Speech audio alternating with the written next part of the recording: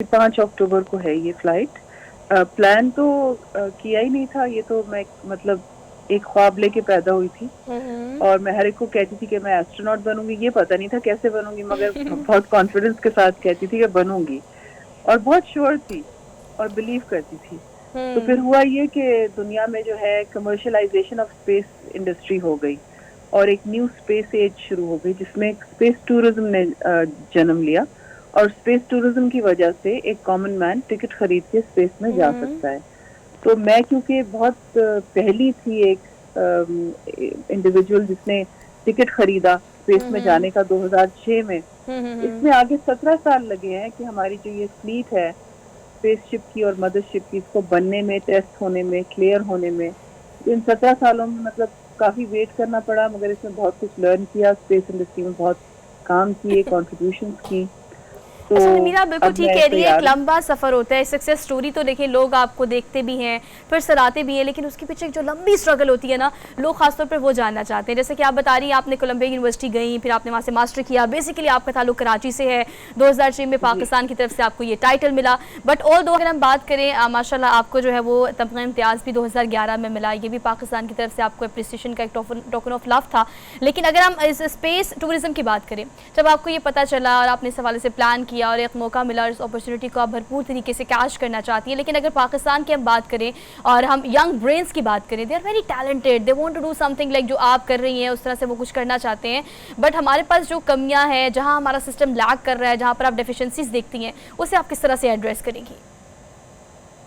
Well I think कि हमारे मुल्क में बिल्कुल अवेयरनेस नहीं है न्यू स्पेस एज की, क्योंकि हमारी जो स्पेस का सेक्टर है वो अभी तक स्टोन एज पे फंसा हुआ है। जैसे वो समझते हैं कि स्पेस एक मिलिट्री कंट्रोल के अंदर होना चाहिए, या उसमें सीक्रेसी बहुत होनी चाहिए और उसमें बस खाली ये देखना चाहिए कि जैसे हमारा पड़ोसी मुल्क क्या कर रहा है। तो स्पेस जो है बहुत ज्यादा इवॉल्व हो गई है और आपने देखा है कि पड़ोसी मुल्क भी चांद तक पहुंच गया है। तो अब जरूरी ये है कि पाकिस्तान को इमर्ज करना चाहिए as a new space nation. New space nations वो हैं, जैसे आप यूएई को देख लें, आप सऊदी अरब को देख लें, देखिए उन्होंने कैसे अपने एस्ट्रोनॉट्स को इंटरनेशनल स्पेस स्टेशन में भेजा है और उन्होंने पे करके भेजा है। उन्होंने कोई ये नहीं कहा कि हम एक ही मुल्क के साथ अपने लोगों को भेजेंगे, उन्होंने उस तरह भेजा है जो अपॉर्चुनिटी इस वक्त अवेलेबल थी, या तो अमेरिकन के साथ या रशियन के साथ। तो इस तरह से हमें भी अपना जो स्पेस इंडस्ट्री है उसको कमर्शियल लेवल पे इवॉल्व करना है और हमने जो अभी इस दौर का जो तौर तरीके हैं स्पेस इंडस्ट्री में आगे बढ़ने के, उनको हमने अभी तक अडॉप्ट नहीं किया, हमें करना पड़ेगा हमें अडॉप्ट, अगर हम मतलब तरक्की करना चाहते हैं। वरना ये है कि हम वही पुराने सिस्टम में फंसे रहेंगे कि जी हम सिर्फ सैटेलाइट भेजेंगे और हम चाइना के साथ ही भेजेंगे और हम पहला फाइटर पायलट ही चाइना के साथ भेजेंगे, उसके अलावा हम किसी को स्पेस में नहीं भेजेंगे, तो फिर हम ऐसे ही रहेंगे, क्या कर सकते हैं हम। अच्छा, तो ये समझ जो है, ये एजुकेशन हमारे स्पेस सेक्टर में है ही नहीं, क्योंकि किसी ने भी स्पेस इंडस्ट्री को एक्सप्लोर ही नहीं किया। मैं तो ग्लोबल लेवल पे काम करती हूँ, इसलिए मुझे पता है कि किस तरह से ये करना है और मैंने कंट्रीज के एग्जांपल्स देखे, यूएई के, सऊदी के, कि कैसे उन्होंने इसको अडॉप्ट करके इतनी तरक्की की है इतने कम टाइम में।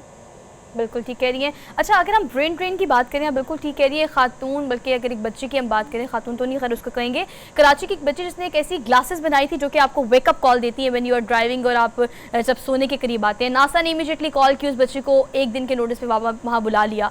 अभी जो ब्रेन ड्रेन हमारा हो रहा है, इस पर आप क्या समझती कि एक तो चलिए अवेयरनेस नहीं है, लेकिन जहाँ पर लोग इतने इस तरह से पैदा होते हैं जो कि खुदादा सलाहियतों के मालिक होते हैं, उनको जब बुला लिया जाता है और यूटिलाइज़ किया जाता है, तो इसमें पाकिस्तान का कितना बड़ा नुकसान है? हाँ जी है, इसलिए कि पाकिस्तान में अप्रिशिएट नहीं किया जाता टैलेंट को और मैंने खुद ये चीज़ देखी है। वो तो मैं पाकिस्तान में रहती नहीं हूँ, इसलिए शुक्र है कि मेरे कुछ काम हो जाते हैं दुनिया में, लेकिन अगर मैं चाहूँ कि मैं पाकिस्तान में आके कुछ करूँ तो मेरे लिए भी बहुत मुश्किल है। स्पेशली जो अभी रिसेंट हमारी पोजीशन थी पॉलिटिक्स की और इतना वॉलेटाइल सिचुएशन थी कि मैंने इतना कुछ करना चाहा पाकिस्तान में, मगर आप यकीन करें कुछ सुनने को तैयार नहीं था। लेकिन शुक्र है कि ड्रीम कम्स ट्रू वाली आपकी जो फीलिंग है, ऑब्वियसली 5 अक्टूबर जो है आम लोगों को खिला सफ़र कराने वाली जो अमरीकी कंपनी है जिसके थ्रू आप जा रही हैं, कौन कौन आपके साथ इस सफ़र में होगा? जी मैं नाम तो आपको नहीं बता सकती, लेकिन एक अमेरिकन सिटीजन है और एक ब्रिटिश। ऑलराइट, तो आप एक्साइटेड हैं इस सफ़र के लिए? जी एक्साइटेड हूँ इसलिए कि मुल्क ने बहुत सपोर्ट किया, और वही सपोर्ट मुझे मिला जो 2006 में मिला था, जब मुझे गवर्नमेंट ने फर्स्ट पाकिस्तानी एस्ट्रोनॉट का टाइटल दिया था। तो मैं उसी दौर में वापस जाके उसी पॉइंट से शुरू किया है फिर से, और बहुत ज़्यादा सपोर्ट है, बहुत दुआएं साथ हैं, तो जाहिर एक्साइटेड हूँ। और मुल्क का झंडा साथ लेके जा रही हूँ, जो कि मुझे ऑफिशियली हैंड ओवर किया गया है, तो आई फील वेरी ऑनर्ड।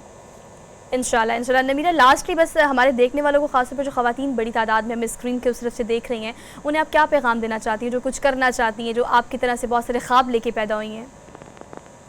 अपने ख्वाबों को हमेशा थाम के रखें, अपनी वैल्यूज को अपने हाथों में रखें, और बिल्कुल किसी से इम्प्रेस होकर कुछ और ना बने।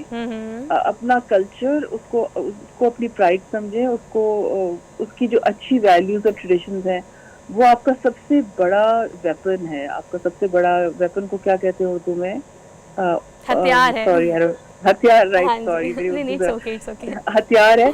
तो आपकी अपनी जो फाउंडेशन है ना, वो स्ट्रांग होनी चाहिए। अगर अपनी फाउंडेशन स्ट्रांग रखेंगे तो इसका मतलब अपनी वैल्यूज को भी आप अपने पास इंटैक्ट रखेंगे, अपने कल्चर को भी, और इसको आप अपना हथियार बना के आगे हमेशा कामयाबी की तरफ ही जाएंगे। और मैं इतना बाहर रही हूँ, मगर बिलीव मी, मैं जो हूँ अपने कल्चर को मैंने कभी नहीं छोड़ा। मैं आज तक गजलें सुनती हूँ, मैं आज तक पोएट्री लिखती हूँ, उर्दू में भी, इंग्लिश में भी, and I am an old soul.